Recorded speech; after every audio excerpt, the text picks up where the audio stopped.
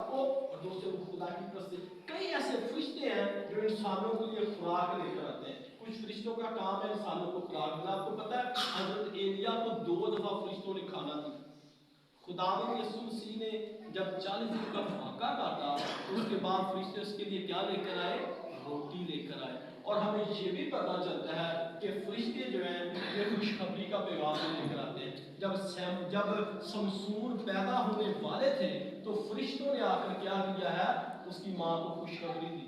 جب اسحاق پیدا ہونے والے تھے تو 3 فرشتے آئے اور انہوں نے آ کر ابراہیم کے ساتھ بات کی. اور ہمیں پتا چلتا ہے کہ سدوم اور عمورہ کے اندر بھی 2 فرشتے گئے. لیکن جب ہم خداوند یسوع مسیح کی خدمت کے اندر فرشتوں کا کردار دیکھیں کیونکہ وہ فرشتوں کا بنانے والا اور فرشتوں کو جو ہے وہ دنیا کے اندر لے کر آنے والا اور ان کی خدمتیں مقرر کرنے والا ہے. فرشتوں کی جب ہم خداوند یسوع مسیح کی زندگی کے اندر فرشتوں کے کردار کو دیکھتے ہیں تو سب سے پہلے جو ہے وہ مسیح کے دنیا میں آنے سے پہلے فرشتے مسیح خداوند کے ساتھ ہیں. جو 3 مرد ابراہیم کے پاس گئے تھے ان میں سے ایک مائیکائیل تھا, ایک یسوع مسیح درمیانی اور پھر ایک جو ہے وہ جبرائیل.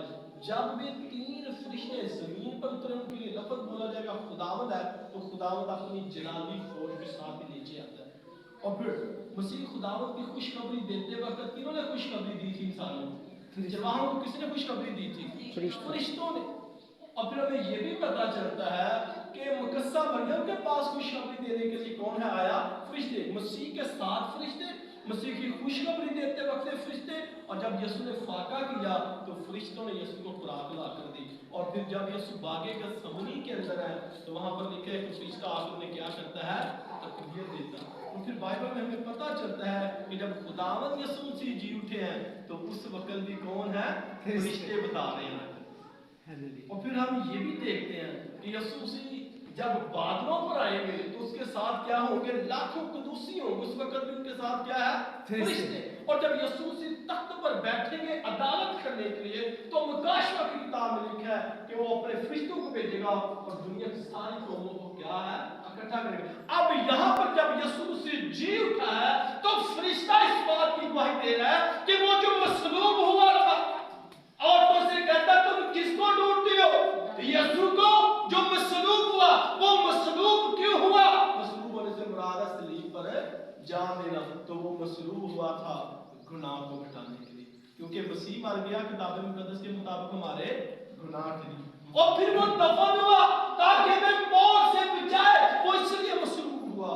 اور پھر وہ پتال میں گیا, زمین کے نیچے کے علاقہ میں گیا تاکہ وہ روحیں جو قید ہے ابلیس کی قید میں سے. مسیح نے جب یہ نعرہ لگایا کہ دیکھ میں مر گیا تھا عبدالباد زندہ, موت اور عالم روح کی کنجیاں میرے پاس ہیں. اب مسیح پہلے یہ کنجیاں جو ہے وہ شیطان کے پاس تھی اور یہ جو مر جاتے تھے میں نے آپ کو پہلے سکھایا ہے کہ وہ زمین کے نیچے جاتے.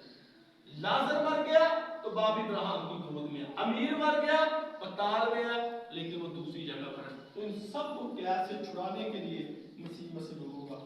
اور چوتھی چیز مسیح مصلوب ہوا ہے شیطان کو کچلنے کے, کیونکہ خدا باپ نے کہا تھا کہ وہ اس کی سری کو کچل دے گا اور وہ اس کی ایڑی پر کاٹے گا. تو مسیح مصلوب ہوا ہے یاد رکھے گا انسان کی رہائی کے لیے. کیوں کیسے پتا چلتا ہے فرشتوں کو؟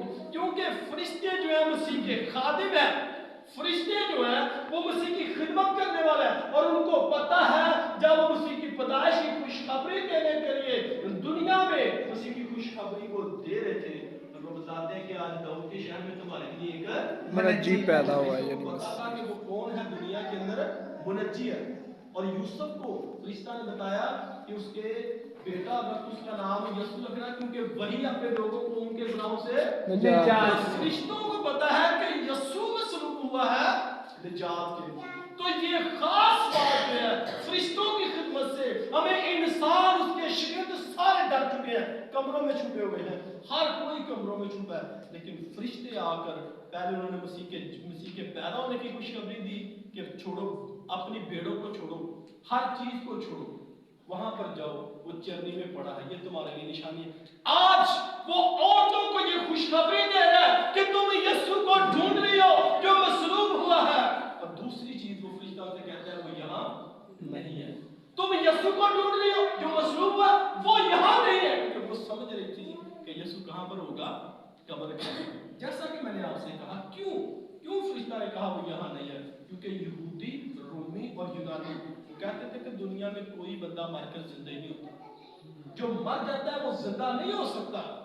अय्यूब की किताब में लिखा है कि वो उस जगह पर चला जाता है जहां से वापस नहीं आ सकता, उसे खुदा ही जो है वो ला सकता है, क्योंकि हर एक का क्या है? वक्त मुकर्रर है। इंसान की जिंदगी जो है वो पानी के बुलबुले की मानती है, इंसान की जिंदगी घास की मानती है, इंसान की जिंदगी एक झपकी की मानी है, इंसान की जिंदगी जो है वो ऐसी है जैसे ख्वाब आता है और फिर चला जाता है। तो यहाँ पर फरिश्ता से कहता है वो यहाँ नहीं है, क्योंकि वो इंसान नहीं है कि वो क्या होता? मरा रहता। और दूसरी वजह क्यों वो यहाँ नहीं है? क्योंकि खुदा की पाक ज़ात जो है वो याद रखेगा वो कभी जमीन में नहीं रहती।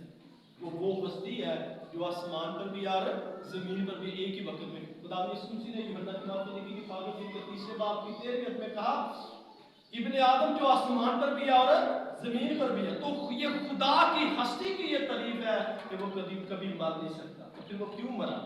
यीशु होने के लिए, यीशु का मतलब है अपने लोगों को उनके गुनाहों से निजात देना, इसलिए यीशु होने के लिए उसे मरना पड़ता, क्योंकि वो यीशु नाम उसने पाया है। तो यीशु का मतलब है गुनाहों से निजात। तो गुनाहों से निजात मर कर दी जा सकती है।